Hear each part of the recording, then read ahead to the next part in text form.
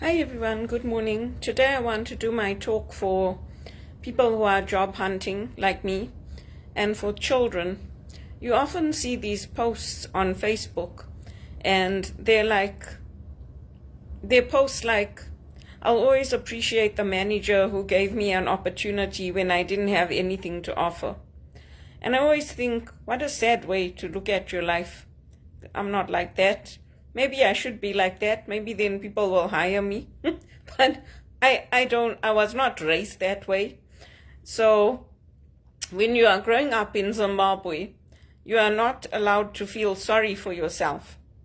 You always have a talent. It doesn't matter what it is. Maybe it's being compassionate. Maybe it's having a listening ear. Maybe it's that you care for animals or you care about nature. You have an ability to think.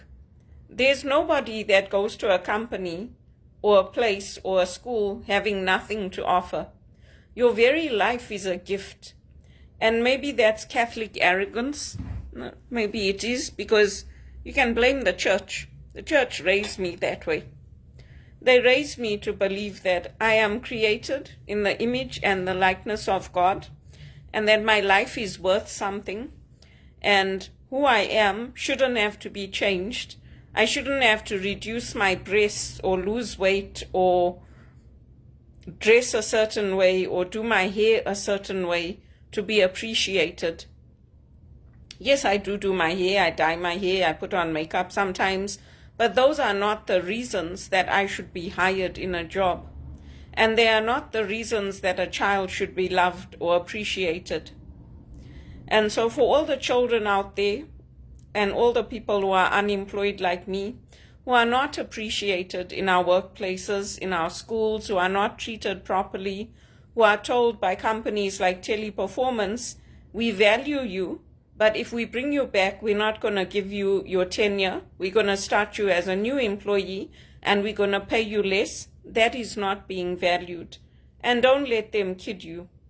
Don't let them make you think that it is. They're brainwashing you. It's not. Any company that values you will take you back with your tenure. They'll pay you more or the same than what you were earning, especially if you started with them at the startup level when nobody wanted to work for them and they had the worst reputation in the world. Nobody would do that to you. And for me, and for the children like me, who work hard, who strive to become prefects, head girl, who strive to get those awards and those accolades based on your merit, don't give up. Because the world is screwed up today. You know, the companies and the places, they want to make it seem like they're your family. They're not your family. They're not. All these big companies like Google, oh, we'll provide everything for you, don't worry. That's how you treat people who are basically not educated and can't do anything for themselves. That's how you treat them. It's not the right way to do it. And what I'm doing is right to do it this way, because I can't go and put in a complaint with the Human Rights Commission. I can't go and put in complaints with the police. I can't go and put in complaints anyway. You know why? Because camera footage disappears and people have selective memories. And when you want to send emails to confirm what you discussed in writing, they tell you, oh, don't worry, we have a good relationship. Don't worry about that. So what they're doing to us and they're doing to our families and this world is very screwed up. And it's not right. And if you look at the black artists, you can take, I like Michael Jackson, so I'll use Michael Jackson. If you look at how he looked when he started singing compared to how he looked at the end, part of it was his disease, but part of it was the music industry and the corporate greed. Oh, change your nose. Your nose is too big. You don't need to have a big nose like that. That nose represents Africans, African Americans. They do the same thing to me. Oh, why don't you go and have a breast reduction done? Maybe it will help you.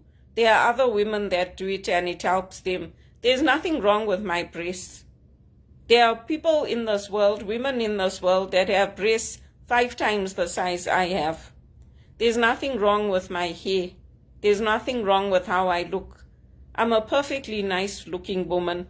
I might not be the most beautiful woman in the world like Aishwarya Rai or somebody like that, but I'm perfectly fine. And I'm not going to listen to people. I don't care if it's family or if it's my workplace or whoever telling me that I need to change how I look. I need to change how I talk.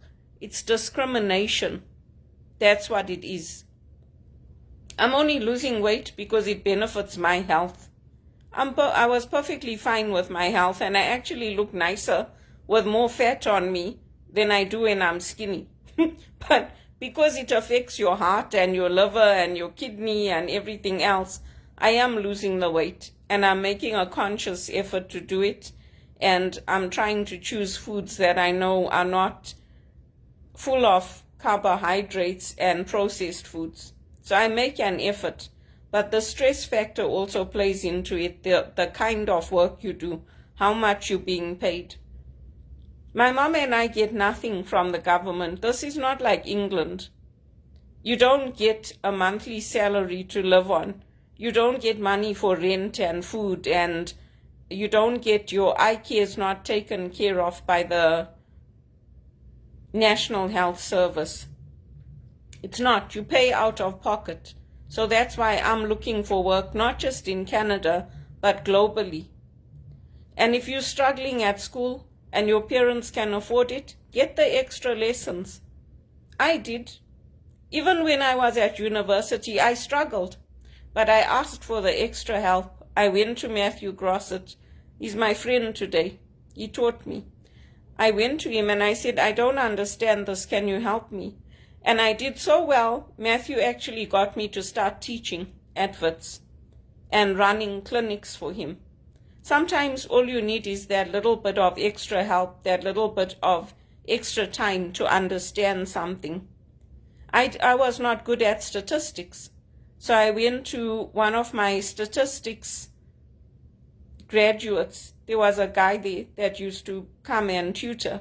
I went to him and I asked him to help me. And he helped me. So I pay it forward. I mentor others, I help others. But don't let people tell you that you're stupid, you can't achieve things. Sometimes all you need is a little bit of help. And believe you me, I am not bringing nothing to the table. That's why I'm looking for work outside now. Because I do those tests. Every time I apply to Teleperformance, I do those tests. And I can't believe that I'm not passing those tests. And I don't like the fact that they're treating me so badly, that they won't accommodate me for my health, that they won't give me my religious holidays off, that they won't keep my tenure. And on top of that, they're telling me they value me and they're going to bring me in at a lesser wage than what I earned, what I worked for. That is not valuing me. And you know what? I'll keep my Catholic arrogance. I'll keep it. Because I do believe I'm created in the image and the likeness of God. I do believe I'm worthy of love and respect. And I don't bring nothing to the table. I don't. Even when I came to this country, or I went to England, or I went to South Africa, I took something with me. I took my skills, my talents, my love. I took something to the table. So all these messages that, oh, I will always appreciate the manager who gave me an opportunity when I had nothing to offer, it's rubbish. It's rubbish. You always have something to offer. And that spark of creativity that God gives you, that is within every human being. And Michael had it. Nobody could touch Michael Jackson for me, no one. I remember when U2 won that award, I sat at Trinity House and I cried. One of my friends went out and she bought me the CD. There was a double CD that came out, History. And she said, Belinda, don't worry. I said to her, it's corruption. There is no way. There is no way Michael could have not won. Not one award. I never forget that year. And she said, don't worry. Just hold on to your love of his music. And that's what I did. I don't have that CD anymore. But I'll never forget that year. You two had nothing. For me, you two had nothing compared to Michael Jackson. Michael was the best. He broke every barrier. He overcame the racism, and his music was the best. If you ask me to choose between you two and Michael, I'll choose Michael any day. MJ was the best. And for all the children out there, when people come and tell you, oh, go and get breast surgery, go and do this, go and do that, you're not enough, you are enough. Tell them it's my Catholic arrogance. Tell them. Say, Belinda told me, Auntie Belinda told me. It's the spark of God's creativity in me, and I bring everything to the table. Don't let them put you down. Never.